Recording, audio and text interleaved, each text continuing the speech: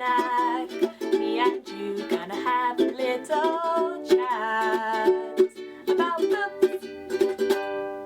Hi guys, so I am here today to do a book review, and the book that I'm going to be reviewing is Path of Daggers, which is book number 8 in the Wheel of Time series by Robert Jordan. This book was a little bit of a struggle for me. I didn't know if I should rate it a 3.5 or a 4 stars because I did enjoy it and I thought it was really, really good in places, but it was also shorter than many of the other books in the series and it was not as action-packed in the ending. Usually when I read a Robert Jordan book, I expect it to start off quite slow and build and build and build until the ending is explosive and dramatic. This one definitely did build as it went along, but it wasn't dramatic and massively exciting at the end. There were things that happened, definitely, but it wasn't as good as the previous one. So I did give it a 4 stars, but only just. It was very much a border between 3.5 and 4, and I didn't know which way to go. One thing I really, really enjoyed about this book in particular is the return of Elias, who is a really interesting character that we've met before in one of the very early books in the series, and I really enjoyed his character when we first met him, and then he vanished out of the story, and in this one he returns and he follows the same storyline as Perrin, which is great because the two of them together just are really, really interesting, and Elias is great at helping Perrin with a lot of his difficulties with FAILE. That's something that annoyed me in the last book. If you guys remember, I didn't really enjoy the relationship that Perrin had to FAILE because he was so obsessed with her and trying to please her. In this one, Elias comes along and he really helps to kind of get Perrin's mind in the right place and sort everything out and tell him a little bit of advice about how to handle his wife and what he should do to please her and to kind of just stop worrying about his relationship and start sorting out the problems of the world, which is a good thing because that made Perrin far more interesting and less annoying in my eyes. EGWENE becomes a really, really feisty character and a very, very sneaky character in this book. In the last one she was exciting, this one she gets even more exciting. In the last book she kind of started to set a few plans into motion and we didn't really know what the end point of that was going to be, but in this book she really starts to completely dominate her position and start to really, really implement those plans and fulfill all of the ideas that she has for the people she's in charge of, which is a really good thing to see. I loved her character. Apparently in book number 9 her character gets amazing and really badass, so I'm looking forward to that, and I'm currently reading book 9 and I'm very, very excited to get to one of her parts. One of the things I would say about this book in particular is that I felt this book was really the change between when everyone is a young adult into when everyone is an adult.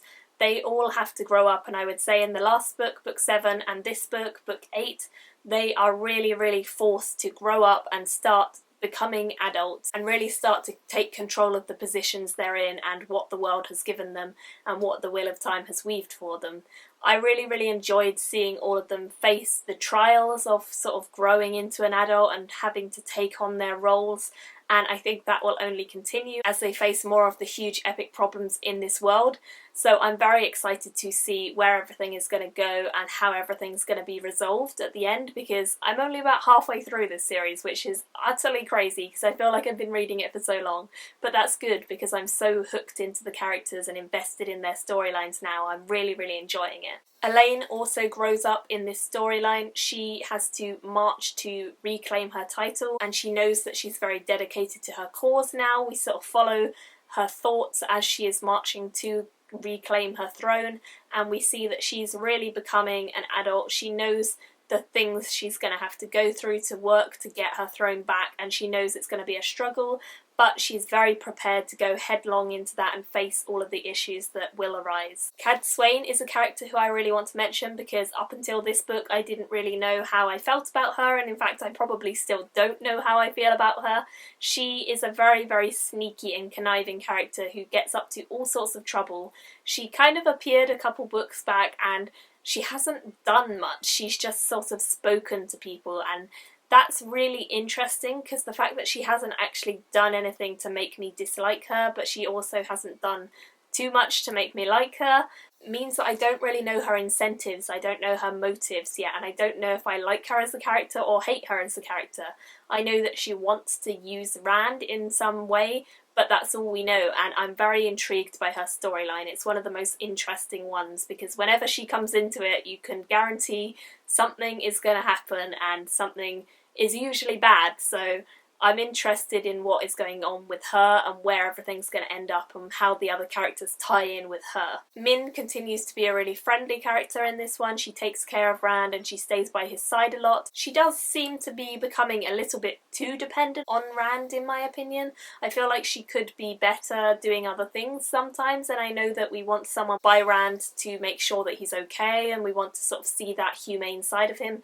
But she is getting a little bit repetitive in the fact that she is always worrying about Rand and nothing else is on her mind. So that's a little bit annoying, and she could be a better character if she was perhaps separated from him more. I'm hoping that maybe something will draw them apart in the next book and she'll have a more useful role to play than just showing the good side of Rand, because that's not really her own role. That's kind of just showing something about him. Even so, she is still a really jokey and fun character, and I do like to see that she and Rand have a really fun, loving relationship. She could be better on her own, I think. In this book as well, one of the newly introduced tribes, the ASHAMAN, are basically testing Rand's patience quite a lot, and things are deteriorating between Rand and the ASHAMAN, which is really, really interesting to see since he created them. I'm very, very intrigued as to how that is going to progress, because there are now hundreds of ASHAMAN who are roaming around, and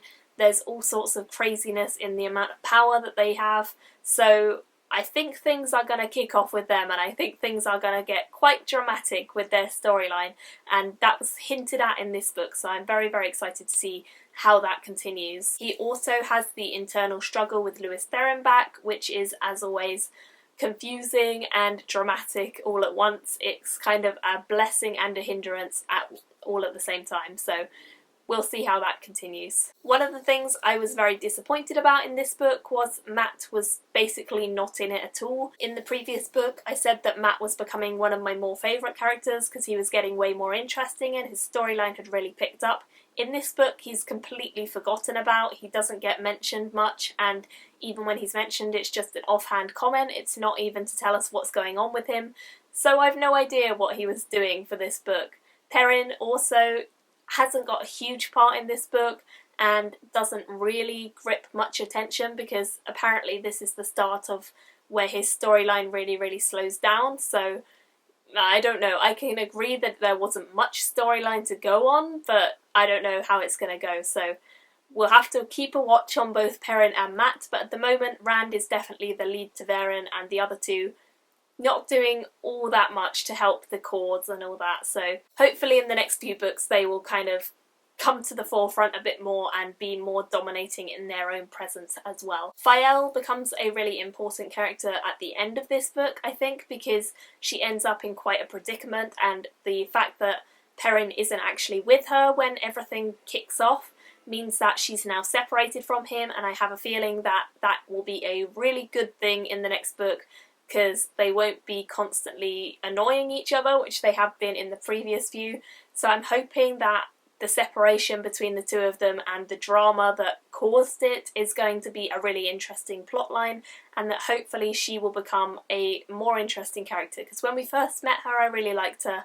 As time's gone on she's become irritating to a point, so hopefully that ending where everything goes crazy will help her to become a more interesting character and give her a role of her own to play. And that definitely seems to be the case so far with book number 9 that I've already started, so I'm very much enjoying it so far. Overall, as I said, the ending wasn't as climatic as I was hoping for, and it wasn't as captivating as I hoped for, but there were still very important things that did happen, and there was still interesting plot points and character development that was vital to the story. So I did give this one a 4 out of 5 stars just, and I am continuing on with the series. I'm currently reading Winter's Heart, which is book number 9, very much enjoying it, and I hope that I will be able to finish that up either this month or next month. Let me know your thoughts if you've read this series, if you've read any of the Wheel of Time books, and if you've read this book in particular. Let me know anything you have to add to what I have said, whether you agree or disagree. Thank you guys for watching, and I will see you all very soon in my next video. Bye! Me and you gonna have a little chat.